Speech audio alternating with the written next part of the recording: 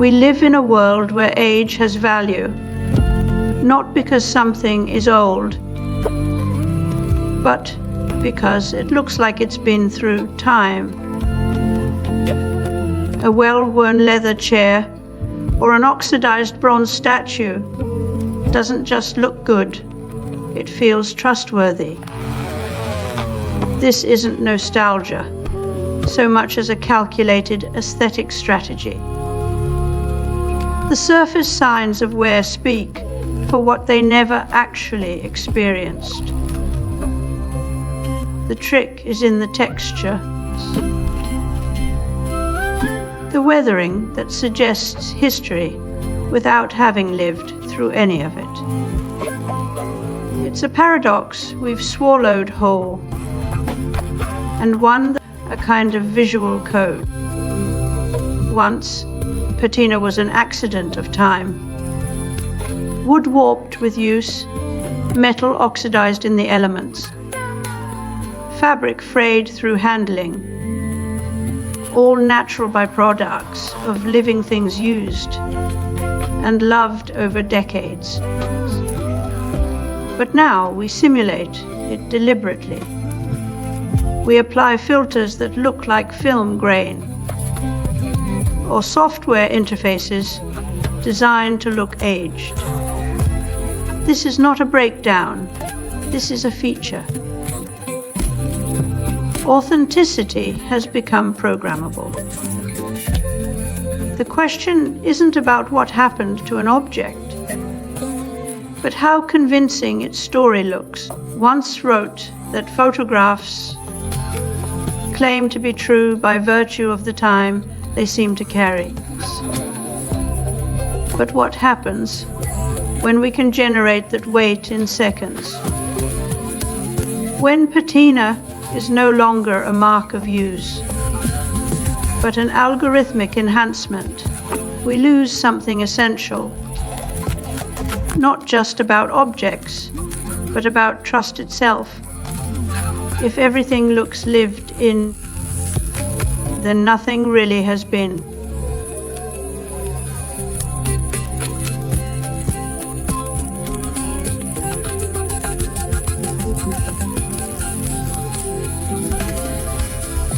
Early computing was not merely about machines. It was a revolution in logic and problem solving, In the late 80s, early digital music producers faced a problem. MemID generated tracks sounded sterile. So they added randomness, off, beat hits, uneven tempos, subtle pitch wobbles to mimic human touch. This was called humanization. The idea wasn't to make machines worse, but better. Better at pretending. What started as a technical fix became symbolic of something deeper. We weren't trying to build perfect machines anymore. We were building ones that felt real. The paradox here is that we're using machines to simulate the signs of humanity, like scars on a robot's skin. What was once an aesthetic choice has become a commodity, sold in software filters and vintage paint kits for IKEA furniture. These aren't mistakes anymore. They're features. We've turned imperfection into product specs.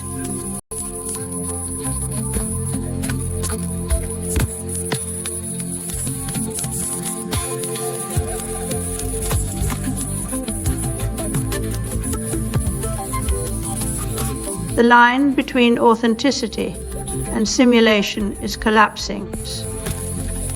We're not just seeing AI generate art or deepfake politicians. We're paying for software that simulates the look of a handwritten note, an aged leather jacket, or a vintage social media post. Authenticity, once rooted in experience, has been flattened into a set of visual cues. Now,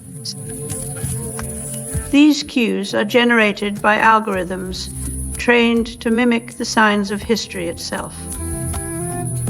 Just this week,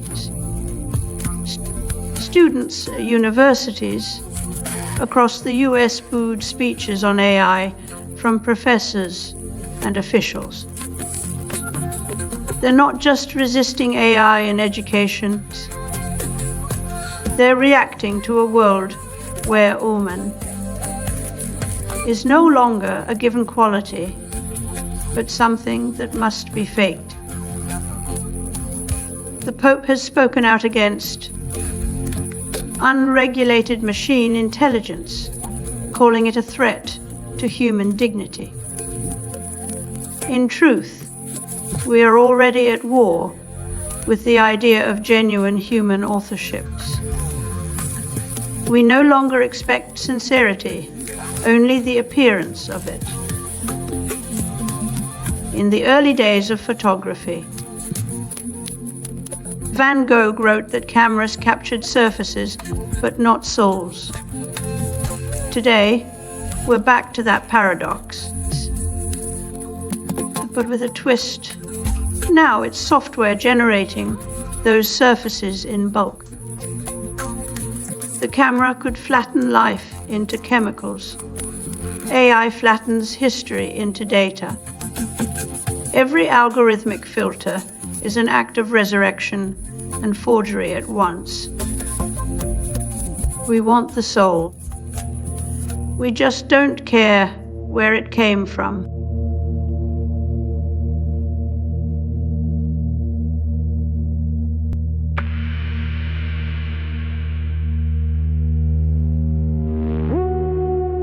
We have a new human being, and that's Chris Potter of Memetics Corporation, a new synthesizer, the Yamaha DX100, and a new computer, the Commodore Amiga. Once, patina was a mark of time, a sign that something had lived, aged, and survived. Now it is an aesthetic commodity, artificially applied to new objects to make them feel like they were somewhere else before we bought them. This isn't just about design trends. This is about how meaning itself has been outsourced to machines. Every scuff line, every weathered edge, every crack in the lacquer, these are now engineered for effect. Roland Barthes wrote about the punctum, that detail which pricks you, something accidental or unique. But in a world where every blemish is calculated, what happens to this sense of surprise? If everything has been chosen, nothing is left unchosen. The past no longer sneaks into objects through use. It's injected through design software and texture maps. We are not seeing time. We're seeing its Photoshop filters.